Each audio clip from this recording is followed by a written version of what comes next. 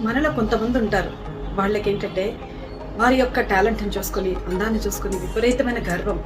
కొంచెం కలిగిందంటే చాలు చాలా గర్వంతో విర్రవీగిపోతూ ఉంటారు. మరికొంతమందికైతే వారికి ఉండే విద్యను బట్టి గర్వం. దేవుడు వారిని ఆశీర్వదించినప్పుడు విధేయత, వినయము విడిచిపెట్టి అహంకారాన్ని, గర్వాన్ని పెంచుకుని తమకు తామే గొప్పవారం అనే భావాన్ని కలిగి ఉండేవారు మనలో చాలా మంది ఉన్నారు. అయితే దేవుని వాక్యం ఈ విధంగా సెలవిస్తూ ఉంది.